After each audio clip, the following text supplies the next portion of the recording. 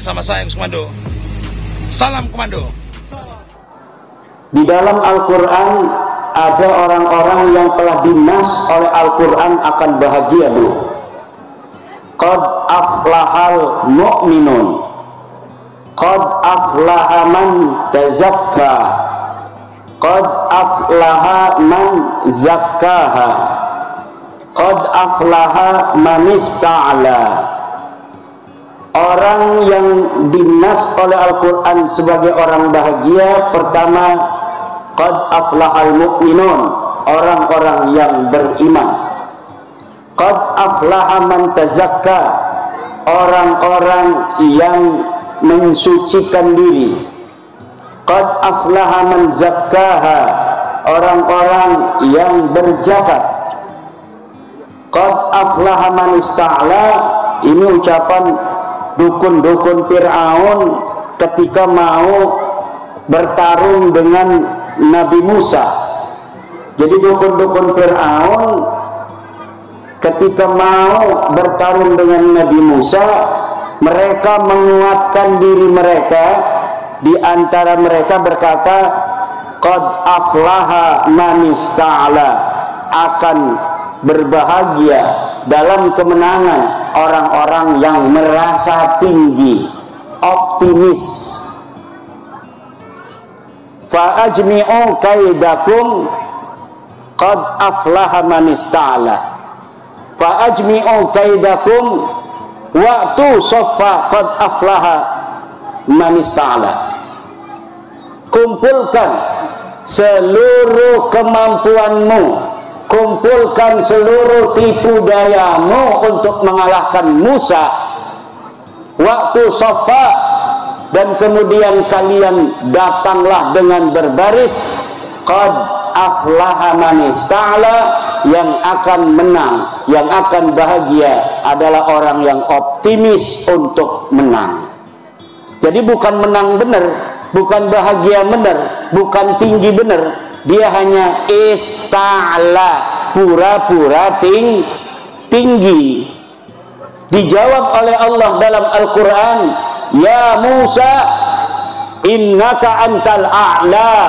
Ini dalam Al-Quran, innaka antal a'la, engkau yang lebih hebat dari para tukang sihir-sihir itu. Jadi kalau tukang sihir itu menggunakan tipu daya untuk bagaimana mereka memenangkan pertarungan, berbagai macam framing, berbagai macam hoax, berbagai macam intimidasi dilaksanakan oleh dukun-dukun Fir'aun untuk mengalahkan dakwah tauhid Nabi Musa. Nabi Musa sedikit ada ketakutan di dalam hatinya, di dalam jiwanya, tetapi kata Allah, hai Musa, innaka antal a'la, kau yang lebih tinggi dari mereka.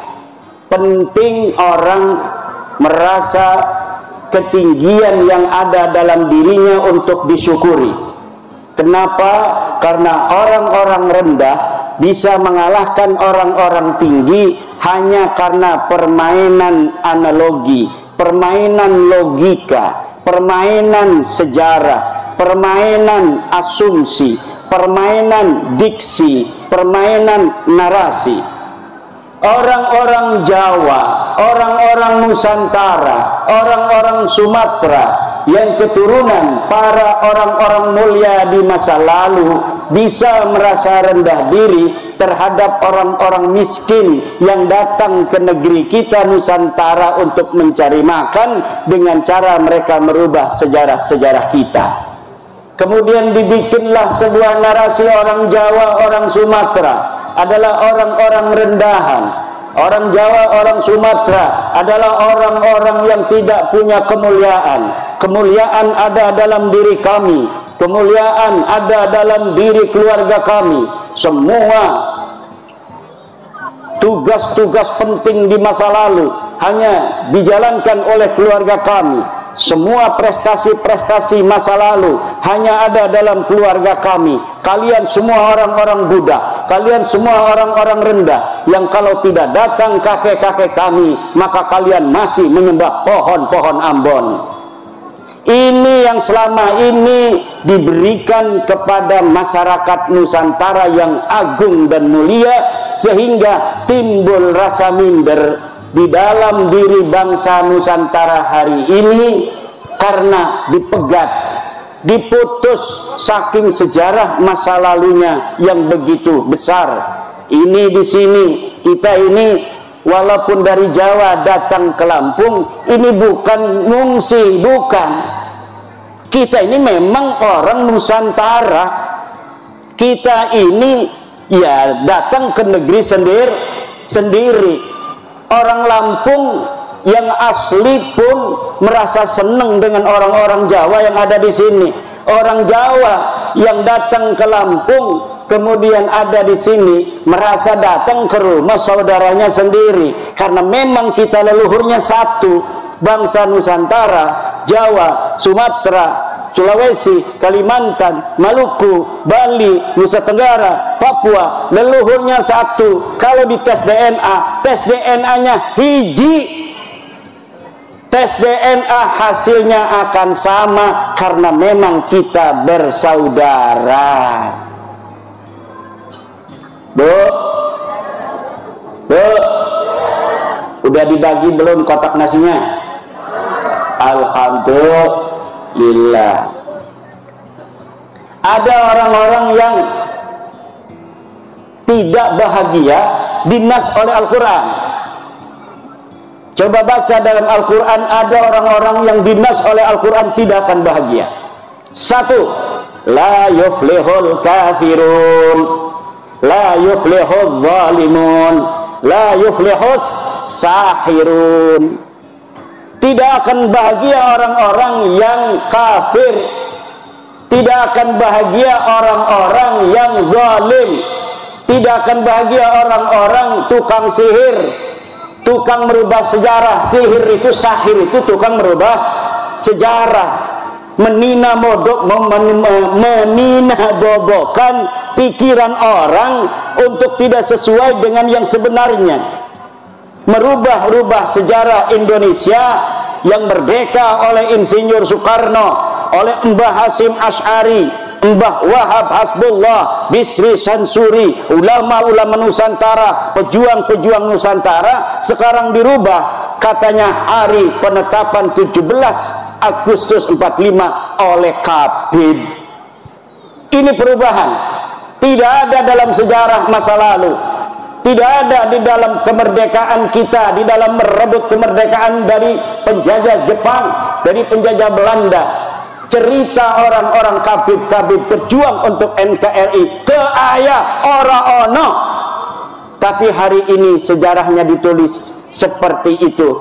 Apakah orang-orang Sendang Agung akan membiarkan sejarah leluhurnya di masa lalu dirubah oleh orang-orang zalim, oleh tukang-tukang sihir, menyihir dengan merubah sejarah? Itu lebih kuat daripada melet perempuan.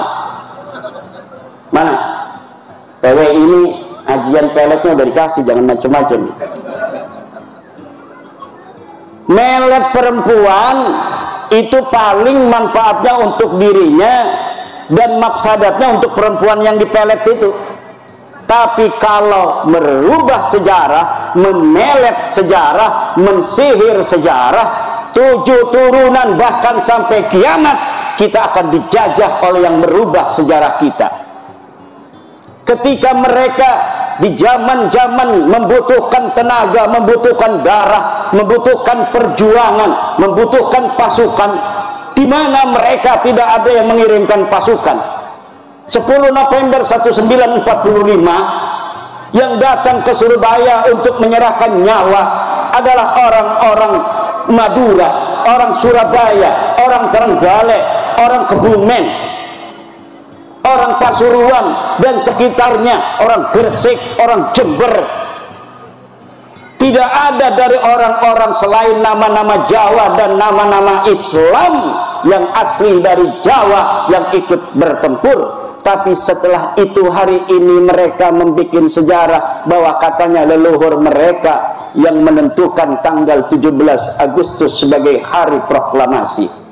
Mereka menulis sejarah bahwa sesungguhnya mereka adalah orang-orang yang di balik layar kemerdekaan Indonesia. Pejuang itu di depan layar, bukan di balik layar. Di balik layar itu kedustaan dan kebohongan. Tidak ada pejuang di balik layar. Pejuang itu harus di depan layar. Seperti Kiai Zainun membuka pondok ini dengan kakaknya Kiai Fatah Hasan, yang luar biasa doanya sampai menembus langit tadi, mendoakan kita semua yang hadir. Itu ibu-ibu lagi didoain oleh Kiai Fatah Hasan, semoga ibu-ibu banyak duitnya. Itu ibunya diem aja makan snack, padahal lagi didoain kaya raya, didoain semoga anaknya jadi kiai, jadi camat, jadi bupati, jadi gubernur, jadi presiden, jadi ketua PBB sekalian. Kenapa? Karena kemuliaan kita sebagai manusia ditentukan oleh Allah, bukan berdasarkan siapa keturunan kita. Dan ini yang sedang dibodohi, sedang disihir oleh mereka, bahwa kemuliaan itu hanya berdasarkan keturunan. Orang yang berketurunan mulia, merekalah yang akan mulia. Orang yang sudah keturunan budak tetap selamanya akan jadi budak sampai hari kiamat. Nah, iya lain ajaran Islam, iki dudu ajarane Islam. Ini ngomong Jawa Sunda karena ada orang Sunda juga tadi. Assalamualaikum, saya dari Pandeglang katanya. Biarin dia doang tuh yang ngerti bahasa Sunda. Juga ada kiai teman saya dari Petir ini, rupanya. Masya Allah. Sehat kiai. Ini khas merah putihnya ini tuh ada di belakang tuh. Ibu-ibu, bapak-bapak, hadirin ma'asyiral muslimin rahimakumullah, yang tidak akan bahagia lagi, Kiai Zainun, jangan takut-takut. Kiai Zainun ini kalau di lab sampai ke pelosok katanya ini. Tenang aja, Kiai pelosok juga sama dengan Kiai Zainun, terpercaya Habib eta turunan Nabi, teu ngomong doang teu. Sama semuanya. Kiai-kiai kita itu orang yang punya ma'rifat billah, punya ma'rifat billah. Cuma mereka punya kebijaksanaan kayak Pak Camat, Pak Bupati. Itu mereka jadi bapak bukan hanya untuk kiai. Pak Camat itu anaknya ada yang jawara, ada yang pendekar, ada yang pemabok, ada yang kiai, ada yang santri. Semuanya anaknya Pak Camat, harus dilindungi semua. Makanya dalam setiap desa kadang-kadang Pak Lurah bikin taman bermain. Kiai mah gak bakal bermain-main, itu hidupnya hanya untuk zikir pada Allah. Tapi kenapa kepala desa itu bikin taman bermain? Untuk orang-orang yang gak bisa zikir, dia bisa tenang kalau ada di taman. Sedangkan manusia itu perlu ketenangan. Kalau kiai nggak keluar rumah dia 2 bulan juga dia biasa-biasa aja. Kenapa? Punya kedekatan dengan Allah yang dia tidak membutuhkan hiburan apapun. Tapi manusia tidak sama. Ada yang kadang-kadang dengan Al-Quran saja dia udah cukup merasa tenteram. Ada yang tidak perlu baca Al-Quran, dia hanya zikir kepada Allah. Ada juga yang butuh selawat baru dia bisa nangis. Kalau baca Sallallahu ala Muhammad, baru dia bisa nangis. Kalau yang baca selawat Kiai Fatah Hasan, Allahumma sholli ala Rasul, dia enggak nangis. Padahal bagi orang yang sudah mencintai Rasulullah, tidak penting suara enak ataukah tidak, ketika disebut nama Muhammad, maka dia langsung ada setrum jepret kepada baginda Nabi besar Muhammad sallallahu ala Muhammad. Ada orang yang butuh musik juga. Dia kalau mendengarin musik-musik yang apa namanya itu semangat, dia jadi semangat. Kalau dia tidak mendengarkan musik semangat, dia mewek, dia memble. Itu ada yang begitu. Jadi manusia itu diciptakan oleh Allah bermacam-macam warna.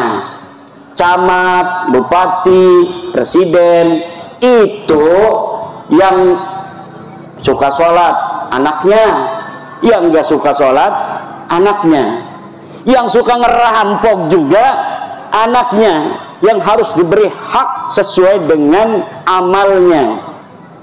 Dia benar harus dihukum, tetapi dimasukin penjara, dikasih makan sama negara.